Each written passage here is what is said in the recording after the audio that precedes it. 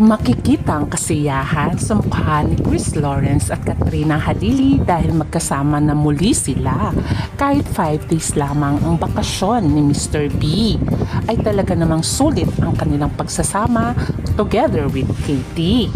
Alam naman natin napakamahal ng pamasahe mula Amerika sa Pinas at ganun din pagbalik ng Pinas to Amerika. Kasi naman ay talagang na-miss lang ni Mr. B ang kanyang mag-ina kahit daw mahal ang pamasahe. Ang importante ay masaya daw si Katie at si Katrina Halili. At syempre sa 5 days na yon ay todo banding sila. Kahit na minsan ay may mga bashers din talaga. Kaya naman, syempre, deadman na lang sa mga bashers na pilit silang sinisiraan. Alam naman natin na may mga ex din na until now ay hindi pa rin makamove on. Pero syempre, irespeto na lamang natin sila. Pagkus ay mag-focus na lang sa KKK family kung saan ay pwede natin silang suportahan. At syempre, sa kanilang bonding moments ay hindi mawawala ang kulitan at asaran at ang kanilang mga sweet moments. At ano tong challenge na to na kiss challenge sa lips na laging nire-request noon ni Katie na papakiss mama sa lips? Nangyari na nga ba? Ating alamin, naka-score na nga pa sa lips itong si Chris Lawrence. Panoorin.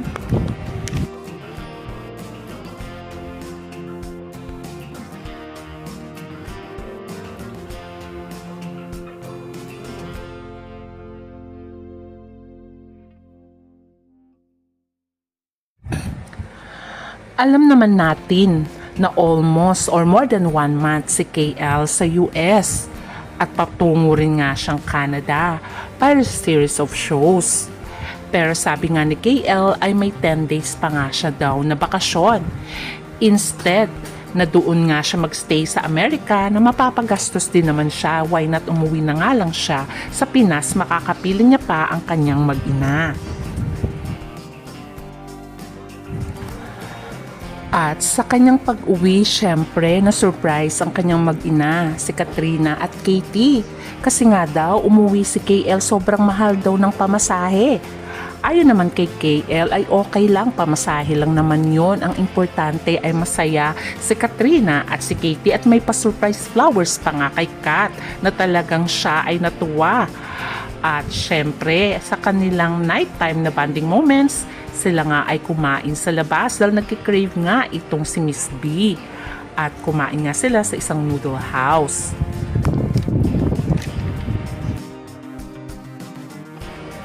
At take note, natulog nga si Mr. B sa bahay nila Kat kasi may maaga daw silang lakad.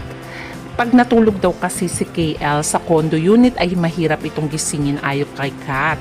Kaya mas magandang matulog na lamang itong si Chris sa tabi ni Katie para nga mas madaling gisingin. Syempre jet lag at iba nga ang oras sa Amerika at sa Pinas. Kaya nag-a-adjust na naman si Chris Lawrence. O diba ang sweet nila? At syempre sa pag-uwi ni Chris Lawrence ay challenge sila ng kanilang mga fans na dapat daw ay maglaro sila ng kissing challenge. At naka-score nga itong si Chris. Yung kissing challenge na yan ay hindi lang naman request ng mga fans. Matagal din gusto ito ni Katie. Lagi niya nga kinukulit ang kanyang papa na papa kiss mama at gusto nga sa lips. Kaya na siguro matutuwa si Katie dito. Actually, nakailang take sila dito. Pero sa final moments ay biglang lumipad nga ang card. Kaya naman pati sila ay nagulat. Dahil talagang nag-smack nga sila dito ng halik. O kita mo nga naman, nagdikit talaga ang kanilang mga labi. At pati nga si Kat na kanilang photographer ay tuwang-tuwa. Dahil lumipad nga ang card na kanyang inilagay na supposed to be yun ang magdidikit sa kanilang mga labi. Pero unfortunately, pati ang hangin ay naging masaya din dahil gumawa siya ng paraan para lumipad ito. At yan tuloy, sila ay napahalik sa isa't isa. Kaya naman ang daming kinikilig For sure, pag nakita to ni Katie Loves, ay matutuwa siya. Pati nga rin sila, ang reaction nila ay talagang gulat na gulat din. At natatawa. O diba, ang cute?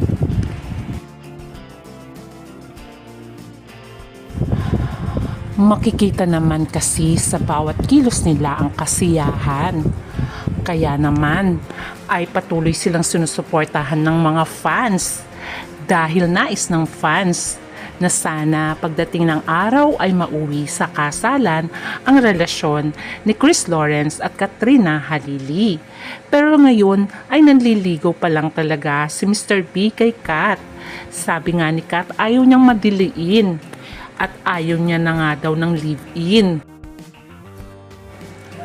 Sabi niya kasi, tapos na nga siya sa era na nagli-live-in. Ngayon ay self-love.